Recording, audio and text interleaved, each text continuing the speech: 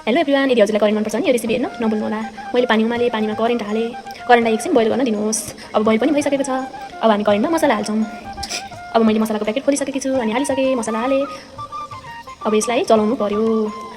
अब मैले करेन्टलाई चलाएँ, यसलाई थोरै बोइल हुन दिनुहोस्। बोइल पनि भइसकेको छ। यसमा अब ससहरू एड गर्नुहोस् अनि एकछिन चलाउनुहोस्।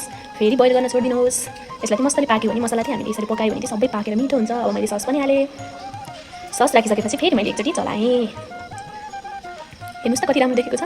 खाउँ खाउँ खाउँ खाउँ मन लागिसक्यो अहिले हेर्दाखेरि नि। हेर्नुहोस् न, यदि हजुरहरूले नि थाहा छैन भने अर्कै स्टाइलले बनाउनुहुन्छ भने यो स्टाइलबाट चाहिँ हजुरहरूले बनाएर कोसिस गर्नु होला, एकदम मिठो हुन्छ। अब मैले तेल हालेँ। अब अन्डा फ्राई गर्न थालेकी छु। अन्डा फ्राई पिनमा हालेँ। अब हजुरहरूलाई चाहिँ कसरी अन्डा बनाएको मनपर्छ आफ्नो स्टाइलले नि बनाउन सक्नुहुन्छ। म चाहिँ यसरी बनाएर अन्डा खाने गरेको छु। हाफ बोइल खान्छु म चाहिँ। अब करेन्टलाई मैले भाँडाबाट निकालेर प्लेटमा राखेँ। प्लेटमा करेन्ट सबै हालेर त्यसको माथि चाहिँ म अब अन्डा एड गर्छु। हेर्नुहोस् त कस्तो अहिले देख्दै खाउँ खाउँ मन लाग्यो। मैले एड पनि गरेँ अन्डा। हजुरहरूले नि यसरी बनाएर घरमा खान सक्नुहुन्छ। धन्यवाद। Thank you so much watching my video.